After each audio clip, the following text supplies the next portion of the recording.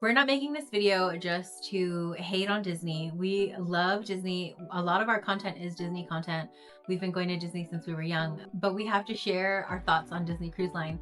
This is something that we've dreamt of doing for our whole lives, Several maybe. years, yeah. For a long time we wanted to do Disney Cruise Line, and these are our 10 things that we hated about Disney Cruise Line to hopefully help you on your journey on your Disney cruise. Hey everybody, welcome to Details. Yeah. Today we're giving you the details on why we would not recommend Disney Cruise Line. Yeah, so let's get into it with number one. Number one is the food was below average. We got sick 2 of the nights that we were on the ship. Not very sick, like we weren't throwing up everywhere, but we had upset stomachs. And then just the food quality wasn't there. I think it's not above any other cruise line food. We're paying top dollar to be Disney cruise liners, and I feel like the food that they should give should be top tier. Yeah, I agree. We've been on other cruises before in the past, and the food that we've had on other cruises, in our opinion, is the same level, if not maybe a little bit above what it was at Disney Cruise Line. A big highlight that they have is dinner and a show. So they have Rapunzel's Royal Table. They have the Coco show. They have the Lion King show on the cruise ships. That is dinner and a show. So you have your dinner while they're doing things throughout the restaurant, like playing music or having some form of a show to help heighten your meal. So for our cruise in particular, we had Rapunzel's Royal Table, which I couldn't really say it was a show. It was more like people playing instruments and maybe 5 minutes of performance, if that. And then Rapunzel comes around and comes to your table, greets you. But I wouldn't classify that as dinner and a show. It's more like ambiance music. Like if you go to a local restaurant where they have live music, it's basically live music with a character meet and greet here and there. Which was nice, but it's not dinner and a show. They market that very much in their advertising, and it's just way below expectation in our opinion. So number 3 on our list is there wasn't a ton of stuff to do. So when you book your Disney cruise, you'll have access to the Disney Navigator app on your phone, but it doesn't show you what the itinerary is per day for you to start making plans. So you're able to check out your itinerary once you get to the port. And on your app, it'll give you a bunch of things that you can do, and it'll have it be coded in between like adults or kids or teens or whatever it may be. But a lot of it is focused more on character meet and greets and certain activities. And the activities that are on the board, like the certain crafts, were really below par from our expectations of what we were expecting on the cruise. The 2 that we did, the first one we did on our Halloween night, so it was just listed as a Halloween craft. And when we went in, it was just a paper cutout Mickey Mouse as a little candy box, and you would glue it together. That took a lot of time and it didn't really hold up. It was very cheap in our opinion. And the second one that we did later on our trip was making friendship bracelets, which we were very excited to do. And then when we went into doing that, a lot of the letters were missing. Everyone was fighting for the things, and both activities that we did both felt very cheap in our opinion. And mind you, for our Disney cruise, we paid $800 for both of us to be there every day. And for the level of crafts that we were getting, a paper craft isn't a premier $800 experience. I feel like that's something you could get like on a Carnival cruise or a budget cruise, like something that you can pay $100 a day to be there and do the same craft. So I just feel like for the crafts on board, they were very sorry. They could have done so much better with the option. And although we are focusing on the crafts, because that is something that we did do a couple of times that we felt was below expectations, other things that were on the ship that we felt were below par as well was there was a ton of trivia. Not to dock the people that love the trivia, but it was a little too much. There wasn't really no variety. So like the last day for stuff to do on sea, basically that was all you had able to do was just go and do trivia all day. So all day you were going from Star Wars trivia to Disney Park trivia to, it was just too much. I like playing trivia, but that was a little too much for me in my opinion. It was way more than anybody wanted to do. I feel like even the top trivia people who are like super into trivia, I feel like by day 5 of just having trivia being offered as an activity, you're over it. It's boring. It's been done. It's fun the first 2 days, but when that's the only activity that's really offered on your cruise, it's just mundane. And something else to note too, when you go on the ship and you're looking at all your activities to do on the ship, don't be fooled, because a lot of those things that are on there too are centered toward kids and teens as well. So when you go on, it's going to look like there's a ton of stuff to do, which is kind of where we messed up in our initial videos. We said there's so much to do. But when you go and you look at the activities on there, it's mainly like teen club, or it's like going up to Vibe and it's like flash dance for Vibe, or it's like kids meet and greet Winnie the Pooh. And so if you filtered it based off adults, there's really not a lot of adult activities and things to do on the ship. And a lot of the activities were repetitive in the app. So in the app, you had like the kids club open houses.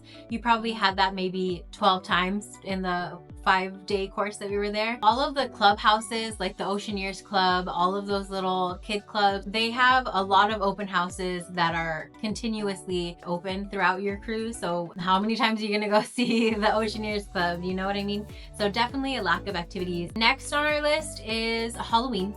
We did specifically book a Halloween cruise for our first Disney cruise because not only do we love Disney, but we love Halloween. So we figured we would get the best of both of our loves in one. We were so excited to do this Disney cruise and have it be a Halloween on the High Seas cruise, but it wasn't really very Halloween-y. The atrium was decorated, but the rest of the boat was not. And as far as food goes, there was not any Halloween themed food. There wasn't. Something that was a little disappointing is you'd go through like cabanas and places and they would have little plaque cards that were Halloween on the High Seas themed. For instance, when you go to like a Disney park, when you go somewhere, they have like little specialty cards that say this is the specialty food for the Halloween season.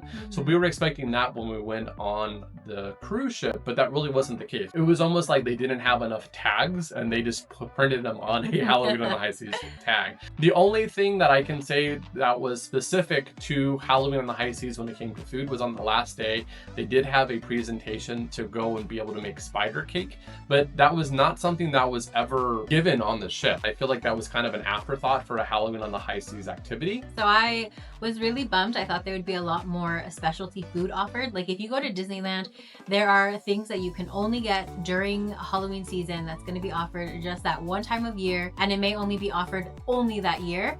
And we were expecting more of that on the ship. There were Halloween tags, as David stated, but they were on eggs and waffles and any food that you can get any time of year. They didn't have any themed food, so we were really bummed about that lack of Halloween ambiance with the food. Another highlight was the Sanderson sisters for us, and we only saw them on the activity roster twice for 2 days for the entire length of our 5-day cruise. They were out on the day that we were at Castaway Key, so we kind of had to decide, do we want to see the Sanderson sisters or do we want to go explore the island? So we picked the island, and the first day they were out was embarkation day, when everybody wanted pictures with them because there was nothing to do.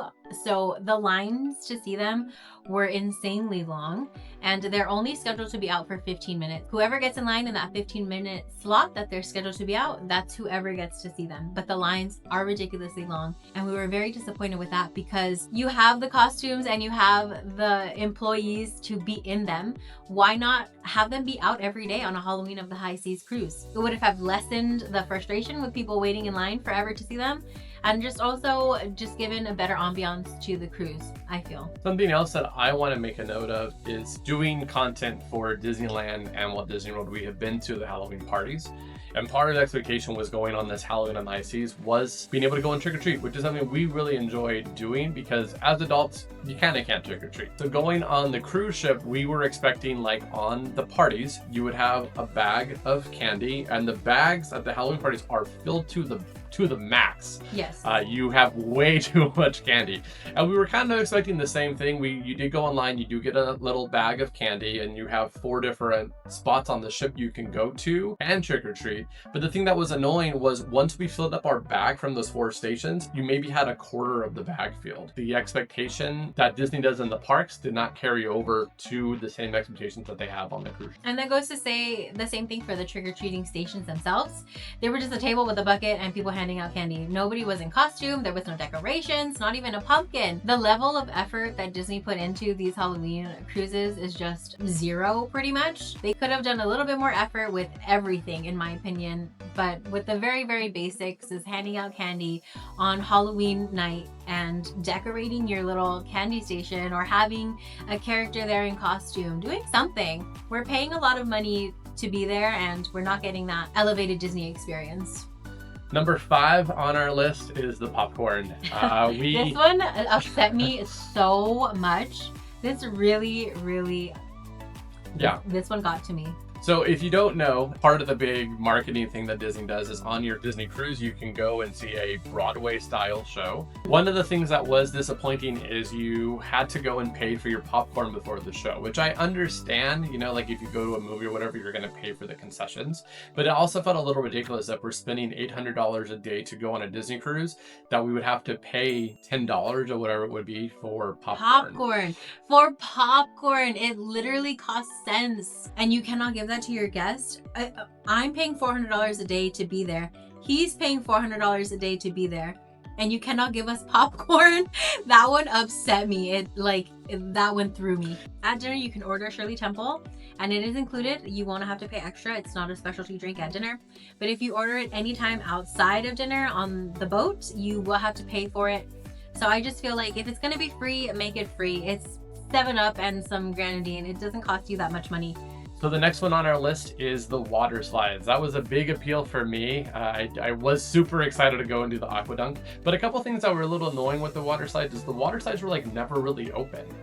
So that was a little annoying, that you would go and you'd be able to be excited to go, and you would only be able to use the water slides and those activities only certain parts of the day, which is a little annoying if you're paying that much money to be on the cruise ship. A couple other things that I thought was really weird was, in order to go on the water slide, you couldn't have any necklaces, any bracelets, your magic band, no hats, no nothing. You had to go in just in your bathing suit. Yeah, it was a deterrent for sure. It was definitely a reason that I didn't want to do the water slide. I didn't want to have to take off all of my bracelets. I have like 7 of them. So I'd have to remove all of them, my earrings, my necklaces, and it was just too much for something that, I don't know, it was very short. I would have spent more time putting on and removing my jewelry than I would have been on the water slide. So Very true. But I agree with David. The water slides definitely need to be open for longer periods throughout the day. The periods of time that they were open throughout the day was very short. I would say maybe 5 hours throughout the day. The next one on our list is terrible communication that Disney gave us on the ship. So one of the days that we were excited to go was to go to Lighthouse Key at Lighthouse Point. And we were super excited to go there because that island is pretty new. They've only had it open for about a year now. And that was a big draw for us to go on this Disney cruise. We woke up in the morning, we were excited to go, only to find out that when we got on the island itself, that the beaches and everything were closed. Every morning when you wake up, on your TV, it starts with Good Morning Disney Magic, and it has the people communicating about what events are happening for the day, what show is happening later on. You could just as easily have said, just to let you know, as of 9 o'clock this morning, the beaches are closed. We think they may reopen later on today around noon, but we don't know. We'll keep you informed. And I also feel like throughout your cruise ship, you will be getting information sent to your phone through the Navigator app. You could have just as easily sent notification through the Navigator app just to say, hey, the beaches are closed until whatever time, or we will provide you more information later on. It was a huge waste of our time that morning to trek all the way to the beach on Lookout Point to be told no beach for you. And then we were just kind of waiting around for lunch and then waiting around for the beach to open, and we wasted a few hours of our cruise just kind of waiting around, waiting for information, when we could have avoided that by being told the beaches are closed as soon as we woke up, and that wouldn't have happened to us.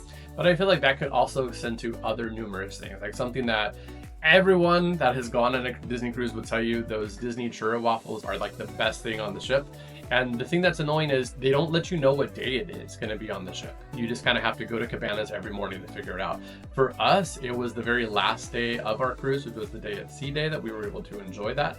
But I also feel like a quick communication, if it is something that Disney knows is something people want, you could just as easily send a message out saying, hey, today, make sure to go check out the Disney waffles, or even little things. Some of the islands, it is a far walk to get from the cruise ship.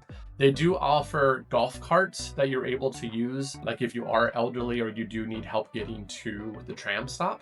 And I felt like just a quick communication or a quick text message or something would have easily been able to let people know, hey, if you're wanting to use the service, please go to this spot on the ship or whatever, to make it a little bit more easier for other people that would have needed that service.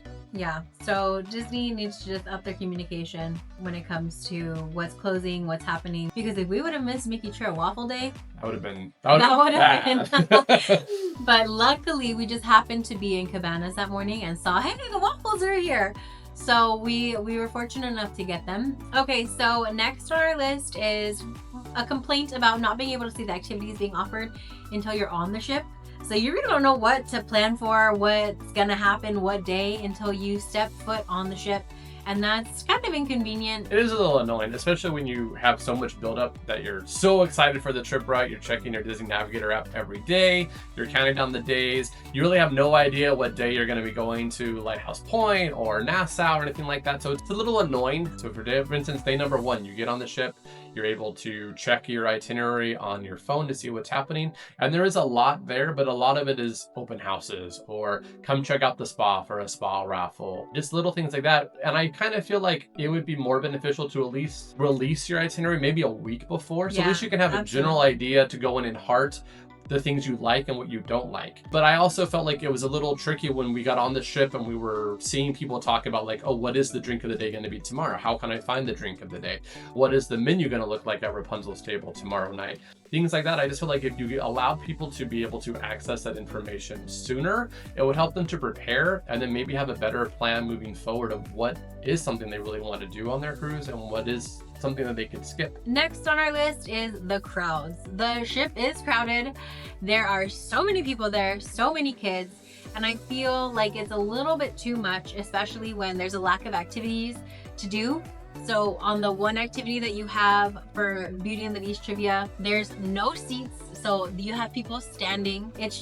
It's too crowded, and I feel like if you're gonna keep it that crowded, then you have to offer more things to do, because the only activity that's available is Beauty and the Beast trivia, so everybody's there, and you have people standing in aisles on the back of the boat, and that's not fun. That's not a $400 a day experience, in my opinion. And we were on a small ship. The Disney Magic is one of the smallest ships that the Disney Cruise Line has. But when we were on the islands did feel very busy, especially during meal times. It was hard to find seats, and that goes for the beaches as well. A lot of the times that you're in the water, you're pretty close to people.